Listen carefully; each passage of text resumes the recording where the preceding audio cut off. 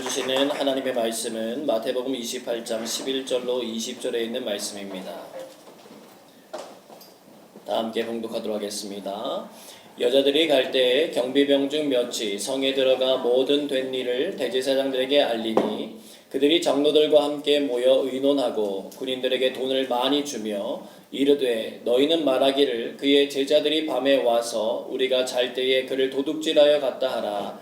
만일 이 말이 총독에게 들리면 우리가 권하여 너희로 근심하지 않게 하리라 하니 군인들이 돈을 받고 가르친 대로 하였으니 이 말이 오늘날까지 유대인 가운데 두루 퍼지니라.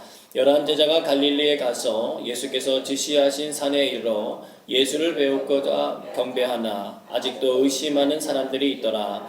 예수께서 나와 말씀하여 이르시되 하늘과 땅의 모든 권세를 내게 주셨으니 그러므로 너희는 가서 모든 민족을 제자로 삼아 아버지와 아들과 성령의 이름으로 세례를 베풀고 내가 너희에게 분부한 모든 것을 가르쳐 지키게 하라. 볼지어다 내가 세상 끝날까지 너희와 항상 함께 있으리라 하시니라. 아멘. 오늘은 살아 움직이는 믿음이라고 하는 제목으로 주님의 말씀 증거하도록 하겠습니다. 우리에게 참된 생명의 길을 열어주신 부활의 주님이 우리 귀한 성도님들과 늘 함께 하시길 주님의 이름으로 축복합니다.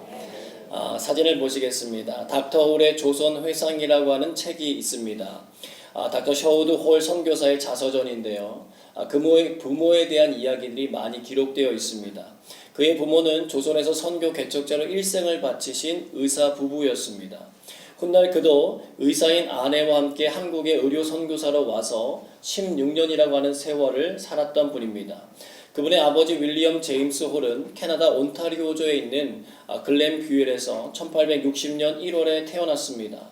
그는 온타리오주 킹스턴에 있는 퀸스 대학교의 의과대학에서 공부하고 뉴욕 빈민가에 있는 곳에 가서 봉사활동을 하다가 미국에서 태어나고 자라 펜실베니아 의과대학을 공부하고 24살의 의사가 되었던 로제타라고 하는 여인과 사랑에 빠져서 약혼을 하게 되었습니다. 그런데 그녀는 하나님 앞에 기도하는 가운데 하나님께서 어느 날 갑자기 감동을 주시는데 조선이라고 하는 땅에 가서 하나님의 복음을 증거하라고 하는 메시지를 받게 됩니다. 그녀는 그곳에 고민하고 기도하는 가운데 그 선택하심과 부르심에 응답하여서 1890년 10월 13일 25살의 나이에 조선에 입국하게 됩니다. 윌리엄 제임스 홀도 대학을 방문했던 존 포먼 목사님을 통해서 해외 선교 학생 자원 운동에 대해서 서명을 하고는 로제타에게 너무너무 기뻐서 편지를 보내게 됩니다. 그 편지의 내용은 이렇습니다. 로제타, 나는 방금 조선으로 임명을 받았어요. 하나님이 길을 열어주시니 기뻐요. 하나님은 내가 어디든지 즐겁게 주님을 위해 갈 것이라는 점을 아셨어요. 우리가 곧 만나게 된다고 하니 너무 기뻐요. 모두들 여기에 남아있으라고 하지만 해외 선교는 하나님의 뜻이라고 여겨요. 하면서 너무 기쁜 게 약혼자였던 여인을 만나러 한국으로 오게 됩니다. 자, 그래서 그들은 1892년에 서울에서 결혼을 하게 돼요. 그리고 동대문 볼드윈 진료소를 개원하게 되는데 이것이 후에 이화의료원으로 발전하게 됩니다. 하지만 그렇게 핑크빛으로 시작하며 하나님의 부르심 앞에 순종했던 그들의 인생 가운데 쉽지 않은 일들이 찾아오기 시작했어요. 1894년 평양에서 의료 선교를 하던 중에 이 윌리엄 제임스 홀이 전염병에 걸려서 젊은 나이에 하나님의 부름을 받습니다. 그 당시 2살 된 아들 셔우드 홀, 이 책을 저술한 사람이죠. 그리고 임신 중인 딸 에디스를 남기고 하나님께로 간 거예요. 그런데 그녀의 아내였던 셔우드 홀은 선교 사역을 멈추지 않습니다.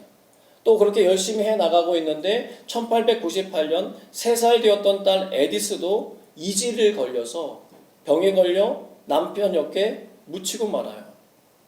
너무 절망스럽고 너무 슬퍼할 수밖에 없는 충분한 이유가 있었지만 그녀는 하나님께서 자신을 부르셨다라고 하는 그 부름에 대한 확신이 있었고 주님께서 이런 상황 속에서도 자신의 삶을 변화시켜 새로운 일들을 행할 거라고 하는 믿음을 가지고 계속해서 선교 사역을 이어갑니다. 그녀는 남편의 모교회의 후원금으로 광성학교를 설립하고 여성병원이었던 광해여원을 설립합니다. 어린이들을 위한 에디스 마가렛 기념병원을 운영하고 한국 최초로 맹인을 위한 점자법을 개발하게 됩니다. 평양에 가서 외국인 학교와 농아학교를 설립하고 다시 돌아와서 여성들에게 의학을 가르칩니다. 그리고 평양에서 서울로 돌아와 인천 기독병원의 시작인 재물포 부인병원과 고려대학교 의과대학의 시작인 경성여자의학 전문학원을 설립합니다. 그렇게 일평생 열심히 살던 그녀도 68세의 선교사직을 사임하고는 미국으로 돌아와 85세에 별세했고, 지금은 그녀의 시신이 한국에 있는 양화진 묘역 남편의 묘소 옆에 안장되어 있습니다. 여러분, 심지어 그녀는 어릴 때 척추 이상이 있어서 몇 번의 수술을 받았고, 선교사로 파송될 때에도요 완치되지 않았고, 의학교에 다닐 때에도 목에 결핵성 종양이 있어서 수술을 받은 사람이었어요. 닥터 홀에게 청원을 받았을 때도 결혼 후에 남편에게 미칠 영향 때문에 제가 이 결혼 좀 거절하고 싶다라고 말할 정도였습니다. 근데 도대체 무엇이 자신의 남편과 아이를 잃어가면서까지도 피도 아무것도 섞이지 않은 우리 한민족을 위하여 나아와 선교하게 만들어내는 거예요. 오랜 세월이 지나 아들이었던 닥터 셔우드가 우연히 어머니의 일기 속에서 이런 글을 발견하여 책에다 적어 놓았습니다. 하나님께서 왜 아들을 보내셨을까? 그것은 바로 하나님의 지극한 사랑 때문이었다. 당신은 나를 보내셨고 당신이 나를 사랑하는 것 같이 나는 저들을 사랑합니다. 어째서 우리를 그토록 사랑하시는지는 알 수 없지만 하나님께서 정말 우리를 사랑하신다는 것은 압니다. 그토록 사랑하지 않으면 우리를 위해 고통을 당하라고 예수님을 보내시지 않았을 것입니다. 하나님께서 자신의 아들을 사랑하신 것처럼 여기 있는 이 조선 사람들도 사랑하고 계신다는 생각에 만나는 사람마다 자꾸 이 좋은 소식을 전하고 싶은 열망이 제 안에 불타게 되었습니다. 라고 글을 남겼어요. 여러분, 오늘은 부활주일입니다. 예수님께서 십자가에 죽으셨지만 약속하신 대로 3일 만에 부활하셨습니다. 이 일은 엄청난 일이에요. 마치 전쟁의 양상을 완전히 바꿔놓은 노르망디 상륙작전과 인천의 상륙작전처럼 예수님의 부활은 사단에 의해서 점령되었던 죄와 사망의 권세를 완전히 무너뜨렸습니다. 우리가 사순절 기간과 고난 주간의 말씀을 통해 살펴봤던 것처럼 예수님은 그분의 죄가 없음에도 불구하고 고난당하셔야 됐어요. 빌라도 총독이 바로 그 일의 증인자로 섰습니다. 죄수의 신분으로 잡혀온 예수를 바라보면서 그의 삶 가운데 죄가 없다라고 하는 것을 발견하고 많은 사람들 앞에 선포했습니다. 이 사람에겐 죄가 없다. 그래서 그를 놓아주기 위해서 바라바와 예수를 놓고는 누구를 풀어주겠냐고 했는데 사람들이 누구를 선택합니까? 예수님을 선택해서 죽이라는 거예요. 십자가에 내몰아서 죽여야 된다고 이야기하는 것입니다. 그랬더니 빌라도가 뭐라고 합니까? 나는 이 죄를 짓지 않겠다고 하면서 손을 물로 씻는 행동을 했습니다.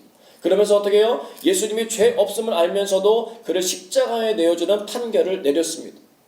여러분, 예수님은요 철저하게 혼자가 되셔야 됐고 철저하게 억울했고 철저하게 육신적으로도 고통의 시간을 감당하셔야 됐습니다. 그분의 제자 공동체는 또 어떻습니까? 뿔뿔이 흩어져야 됐고요. 문을 걸어 잠그고는 그냥 꽁꽁 숨어야 됐어요.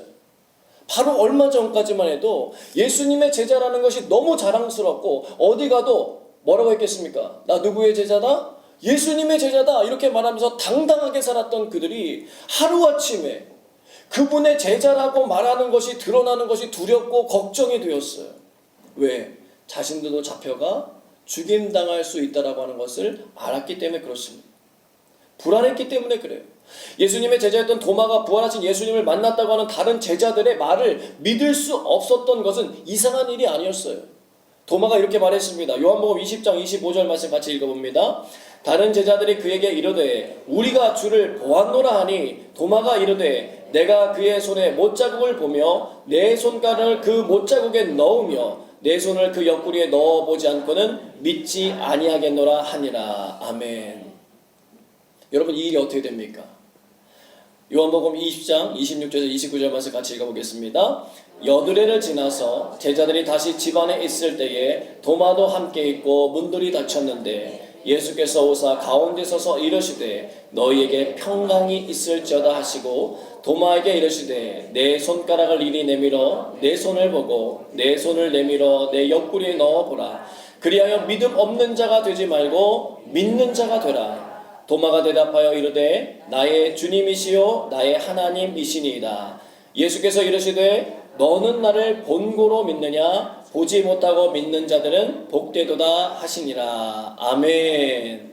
자, 여러분, 우리는 예수님 봤습니까? 못 봤습니까? 실제로 못 봤잖아요. 근데 여러분, 부활하신 예수님 믿으십니까? 안 믿으십니까? 믿으시죠? 그러면 여러분 복이 있는 분입니까? 아닙니까? 여러분 진짜 믿으세요? 여러분 자기 자신에게 한번 이렇게 고백하겠습니다. 나는 복 있는 사람이다. 옆에 있는 분에게 고백하는 당신은 복 있는 분이십니다. 여러분 예수님께서 도마가 했던 모든 말을 기억하고 계셨잖아요. 얼마든지 찾아와서 왜 너 나를 의심했냐 이렇게 말씀하실 수도 있으셨잖아요. 근데 예수님이 찾아와서 뭘 먼저 말씀하세요? 너에게 평안이 있을지어다. 주님이 주시고 싶어 하시는 것은 두려움이 아니에요. 우리 삶에 참된 평안을 주시고 싶으신 것입니다. 주님이 우리에게서 걷어가고 싶으신 게 있어요. 그것은 의심이 아니에요. 주님에 대한 의심이 가득 있는 이 도마의 삶에 그 의심의 안개를 걷어주시는 거였어요. 그래서 도마가 얘기했던 그 말 그대로 이제는 도마도 자기가 했을지도 모르는 시간 9일이라고 하는 시간이 지나갔을 때에 나타나셔서 정확하게 말씀하신 거예요. 야, 네 손을 내밀어서 내 손에 못자국 만져봐라. 그러니까 이 도마가요 너무 놀랄 수밖에 없는 거예요. 자기도 잊혀져가는 그것을 다 기억해서 그대로 말씀하며 자기를 초청하시는 예수님 앞에서 탄식하고 뭐라고 고백합니까? 나의 주님이시요 나의 하나님이십니다라고 고백한 거예요. 여러분 저는 이 고백이 저와 여러분의 삶에도 이루어지길 소망합니다. 우리에게 참된 평안을 주시고자 하신 예수님의 그 사랑이 우리의 가슴에 와 닿아서 나의 주님이시여 나의 하나님이라고 하는 고백이 우리의 입가에서 선포되어지길 소망합니다. 정말 중요한 거예요. 왜? 아브라함의 하나님도 좋아요. 다윗의 하나님도 좋아요. 베드로와 야고보의 하나님도 좋아요. 그러나 정말 좋은 것은 나의 하나님이라고 하는 고백이 우리의 입가에서 흘러나와야 한다는 거예요. 그래야 성경을 읽어도 남의 이야기가 아니라 나의 이야기가 되고 기도를 해도 막연한 신이 아니라 나의 하나님이 되시는 하나님과 교제하면서 나아갈 수 있다는 거예요. 더 구체적이 될 수 있다는 거예요. 여러분 설교 초반에 말씀드린 로제타 우리 남편도 있고 딸도 잃었지만 끝까지 포기하지 않고 선교 사역을 감당할 수 있었던 이유입니다. 십자가에서 고통당하셨던 예수님 만났고 부활의 주님을 만났기 때문이었어요. 그 속에서 무엇을 발견했는가? 하나님의 사랑을 발견했다는 거예요. 하나님의 사랑. 그 사랑이 그녀를 움직이는 원동력이었고 끝까지 나아갈 수 있도록 밀어주는 힘이었다는 거예요. 사랑하는 여러분, 그 하나님의 사랑을 경험하게 되시길 축복합니다. 그래야 우리의 삶에 몸이 건조했던 삶이 바뀌어요. 그리고 목적 없이 살았던 우리의 삶이 목적 있는 인생으로 바뀌어지게 되어 있습니다. 우리는 잘 먹고 잘 살기 위해서 이 땅에 보내진 사람들만이 아니라 사랑하기 위해서 이 땅에 보내진 사람들을 깨달으시길 바랍니다. 그리고 그 사랑을 주님과 함께 실천할 때 천국의 기쁨과 은혜가 우리의 삶 가운데 가득 임하게 될 줄로 믿습니다. 사람들에게 나름 유명해지고 명성을 얻었고 자신이 가지고 있는 삶의 방식이 진리라고 믿으며 살아갔던 한 작가가 있었습니다. 근데 그가 55살의 나이가 되었을 때 이런 고백을 해요. 저는 지금까지 55년의 인생을 살았습니다. 성인이 되고부터 30년 동안이나 저는 쾌락주의자 혹은 허무주의자로 인생을 살았습니다. 그러면서도 많은 책을 썼고 사람들의 인정도 많이 받았습니다. 근데 남은 것은 아무것도 없었습니다. 5년 전 제 나이 50이 되었을 때 저는 제가 죄인이라고 하는 사실을 느꼈습니다. 하지만 아무것도 할 수 없었습니다. 죄인인 제가 어떻게 저의 죄를 해결할 수 있습니까? 저는 그래서 예수님을 믿고 그 가르침을 따르기로 결심했습니다. 그저 모든 것이 바뀌었어요. 이전에 악이라고 생각했던 것들이 선이 되어 다가왔고 이전엔 선이라고 생각했던 것들이 악이 되어서 내게 다가오는 것을 느꼈습니다. 진리는 우리 모두에게 항상 열려 있어요. 예수님을 믿는 것이 지혜이며 그것을 거부하는 것이 어리석음입니다. 여러분, 이렇게 말한 그 작가는 누구입니까? 예수님을 믿고 쓰기 시작한 그의 작품의 이름은 이렇습니다. 전쟁과 평화, 부활, 사람은 무엇으로 사는가? 바로 톨스토이인 겁니다. 그런데 오늘 우리가 이거 본문에 보면 부활하신 주님 때문에 다른 방향으로 굉장히 분주하게 움직인 사람들이 있다는 걸 알 수가 있어요. 우리처럼 부활절 계란을 만들기 위해서 또 이렇게 부활절 찬양을 하기 위해서 열심히 노력하는 사람들과 반대의 삶으로 이 부활의 소식을, 이 기쁜 소식을 어떻게든 감추려고 애쓴 사람들입니다. 마태복음 28장 11절로 15절 말씀 같이 읽어봅니다. 여자들이 갈 때 경비병 중 몇이 성에 들어가 모든 된 일을 대제사장들에게 알리니 그들이 장로들과 함께 모여 의논하고 군인들에게 돈을 많이 주며 이르되 너희는 말하기를 그의 제자들이 밤에 와서 우리가 잘 때에 그를 도둑질하여 갔다 하라. 만일 이 말이 총독에게 들리면 우리가 권하여 너희로 근심하지 않게 하리라 하니 군인들이 돈을 받고 가르친 대로 하였으니 이 말이 오늘날까지 유대인 가운데 두루 퍼지니라. 아멘. 자, 예수님의 부활 현장에 대한 소식을 들은 그들은요 급하게 회의를 소집합니다. 그리고 이미 이뤄진 역사적 사실을 덮기 위해서 거짓말을 만들어내기 시작해요. 그 계략은 무엇이십니까? 제자들이 밤에 와서 우리가 잘 때에 그를 도둑질해 갔다라고 경비병에게 시켜서 말하게 하는 것이었어요. 그리고 그 일을 이루기 위해서 군인들에게 돈을 조금 주지 않고 어떻게 줬어요? 많이 줬어요. 근데 돈만 가지고서는 안 된다는 걸 그들도 알았어요. 경비병들이 제자들을 막지 못했다는 말이 빌라도 총독에게 들려지면 문책받을 것 때문에 그들이 두려워하고 있는 모습이 보였습니다. 그래서 어떻게 합니까? 그것까지 염두에 두면서 말하는 거예요. 야, 우리가 누군지 알지? 우리가 빌라도한테 잘 말해줄게. 너희들의 안전을 보장할게. 그러니까 너희는 우리가 시키는 대로만 하면 돼 라고 말했습니다. 그래서 그들을 안심시키는 거예요. 이것은 그들을 안심시키려는 목적도 있지만 그들에게 은근히 압박하는 말이기도 한 것입니다. 너희들의 책임을 다하지 못했다는 거죠. 군인들은 자신들의 책임도 있고 게다가 돈도 얻었기에 더 이상 깊이 생각하지 않고 그 일을 행했습니다. 여러분, 디모데전서 6장 10절 말씀 한번 같이 읽어보겠습니다. 돈을 사랑함이 일만하게 뿌리가 되나리 이것을 탐내는 자들은 미혹을 받아 믿음에서 떠나 많은 근심으로써 자기를 찔렀도다. 아멘. 사랑하는 여러분, 예수님의 부활 현장을 누구보다도 빨리 지켜봤던 경비병들이었지만 그들의 인생 가운데 찾아온 이 기회를 그들은 놓치고 말았습니다. 예수님의 제자였던 가룟 유다도 돈을 사랑했기 때문에 예수님을 은 30에 팔아 넘기고 말았습니다. 무엇 때문에? 돈을 사랑했기 때문입니다. 근데 오해는 하지 마세요. 돈 자체가 나쁜 것은 아닙니다. 막 돈 바라보시면서 넌 나쁜 거야 막 그러면서 막 밀어내시면 안 돼요. 여러분, 선교도요 돈이 있어야 되는 거고요. 교회도 돈이 있어야 운영됩니다. 여러분, 우리가 이렇게 앉아서 편하게 예배드릴 수 있는 것도 우리가 여기에 렌트비를 지불했기 때문에 가능한 거잖아요. 우리가 쓰는 마이크, 컴퓨터, 우리가 먹는 애찬도 다 돈이 있어야 가능합니다. 설교 초반부에 수많은 병원들을 세울 수 있었던 것도 그 일들을 위하여 기도하며 합심하여 모아진 헌금이 보내졌기 때문에 세울 수 있었다는 거예요. 오늘 말씀하시고 싶어하는 게 무엇입니까? 주님을 사랑해서 돈의 주인이 되어 그 돈을 사용할 것이냐? 아니면 돈을 사랑해서 돈을 주인처럼 모시고 살 것이냐의 문제를 우리가 결정해야 된다는 거예요. 사랑하는 여러분, 거짓은 진리를 이길 수 없습니다. 물론 거짓이 진리를 이기는 것처럼 보이는 세상 가운데 살고 있습니다.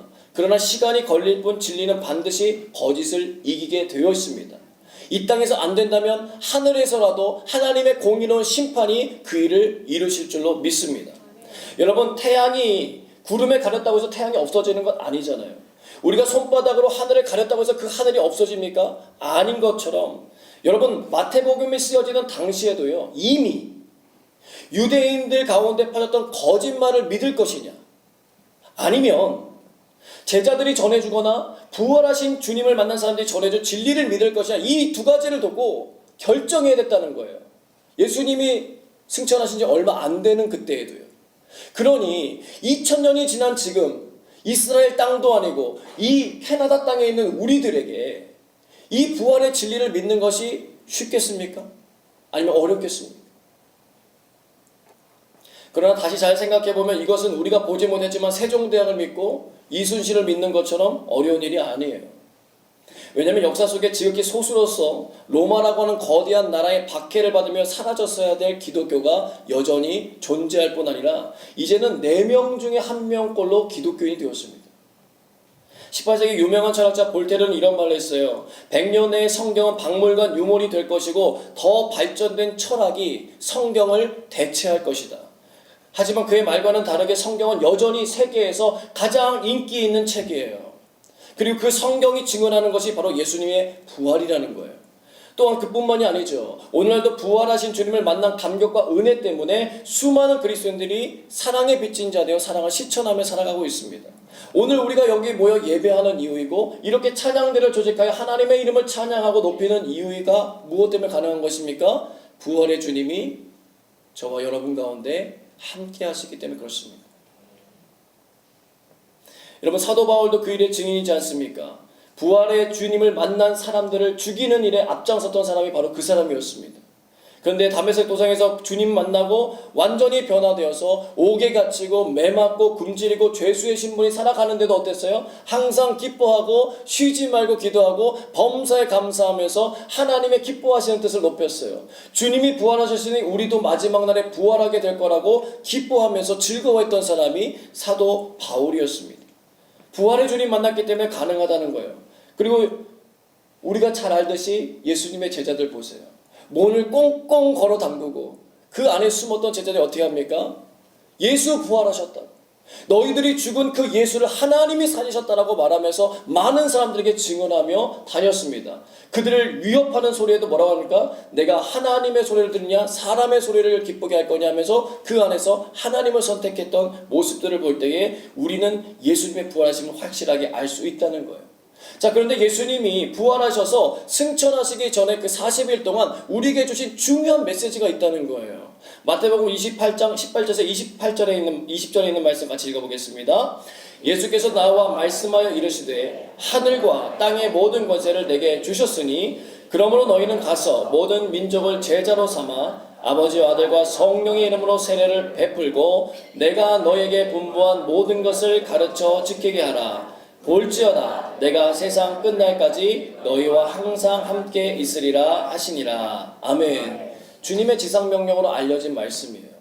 저도 대학교 1학년 때 이제 예수전도단이라고 하는 이제 단체에 가입을 하게 되어서 여름에 전도 여행이라고 하는 것을 떠나게 됐어요. 주문진이라고 하는 곳에 전도여행을 가게 되었는데 그곳에서 이제 아이들을 만나서 전도하고 어른들을 만나서 이렇게 전도도 하는데 아이들에게는 이 글 없는 책이라고 하는 책이 있어요. 그걸 가지고 복음을 이렇게 설명해 갑니다. 제가 이제 아이들에게 좀 먹히는 얼굴인지 아이들이 제가 말하면 잘 들어요. 그래서 이 아이들에게 전하면 항상 복음 영접률 거의 100%. 예. 예수님이 나의 구주로 믿습니까? 이렇게 기도 따라하라고 하면 거의 애들이 다 따라해요. 자, 그런데 주문진에 가서 제가 이렇게 복음을 전하고 있는데 한 아이가 정말 눈을 초막초막거리면서 잘 들어요. 그래서 이 아이가 이렇게 설명하다가 제가 이렇게 질문했습니다. 얘야, 예수님이 십자가에 달려 돌아가신 다음에 3일 만에 어떻게 되셨을까? 이렇게 질문했어요. 그랬더니 그 아이가 주저함 없이 이렇게 얘기하는 거예요. 부처님 되셨어요?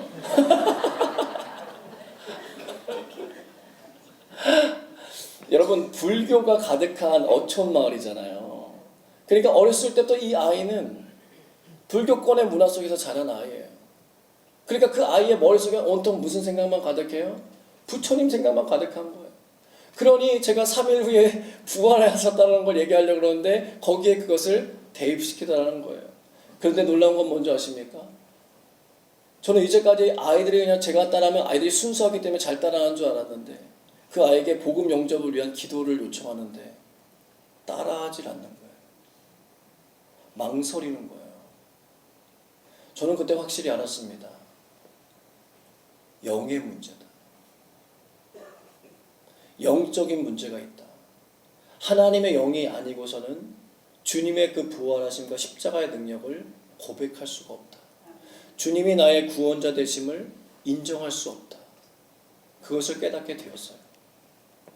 사랑하는 여러분, 하나님께서 우리에게 예수 그리스도를 보내주시고 십자가의 죽으심과 부활을 경험케 하신 후에 우리에게 말씀하시는 건 뭐냐면 가라는 거예요. 어디로 가라는 것입니까? 모든 민족에게로 가라는 거예요. 우리와 혈통도 다르고 언어도 다르고 문화도 다른 사람들을 위해서 가라는 거예요. 여러분, 우리나라가 이렇게 복음의 천국이 될 수 있었던 것은 로제타 홀과 같이 수없이 많은 젊은 선교사들이 하나님 앞에 헌신하고 부름받아서 조선 땅을 위하여 10,000개의 목숨이 있으면 그 10,000개를 다 주기를 원한다라고 했던 선교사들의 고백과 같이 그 땅에 와서, 우리 땅에 와서 선교했기 때문에 가능했던 일이라는 거예요. 마찬가지로 우리도 하나님께서 연결해 주신 선교사님들이 있습니다. 여러분, 주보를 보시면 우리 5군데의 선교하는 지역들이 나오잖아요. 과테말레 황강득 선교사님, 홈리스 사역의 김용원 선교사님, 원주민 사역의 조육준 선교사님, 난민 선교의 정원종 선교사님, 학원 선교사역의 르데선 선교사님, 하나님이 우리에게 만나게 해주신 분들이, 그분들은 하나님의 부르심을 받고 오늘도 그 일선에서 최선을 다하여 섬기고 있습니다. 그럼 우리는 어떻게 갈 것인가? 그들과 함께 그 현장에 가서 선교하는 일을 도울 수도 있어요. 재정을 보낼 수도 있습니다. 기도할 수 있습니다. 그것이 뭐예요? 함께 가는 거라는 거예요. 그래서 이번에 부활헌금의 절반을 BPL을 입은 나나우의 원주민 교회를 세운 데도 보내는 것입니다. 우리와 연관되지 않아도 그것이 주님의 뜻이고 주님의 기뻐하시는 일이기 때문에 그래요. 그러나 우리는 왜 가는지를 기억해야 합니다. 주님의 제자로 만들기 위해서 가는 거예요.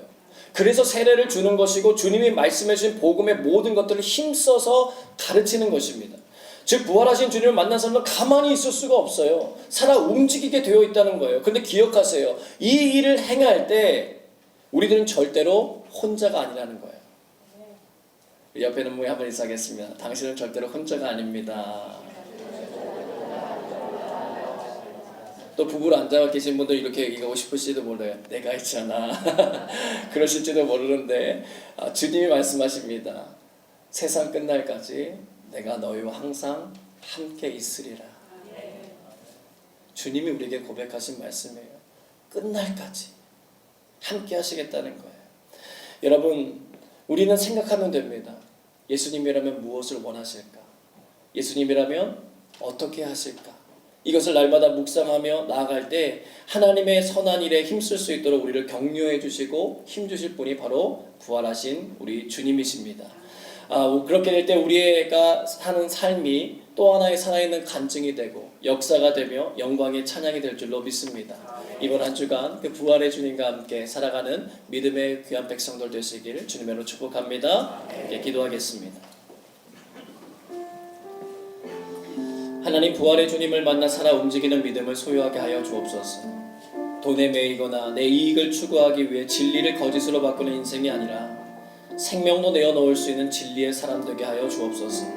주님이 가라고 하시는 부르심의 자리로 나아가게 하시고 그 일을 통하여 하나님의 기쁨이 온 세계 열방 가운데 충만해지게 하여 주옵소서. 주신 말씀 붙들과 함께 기도하겠습니다.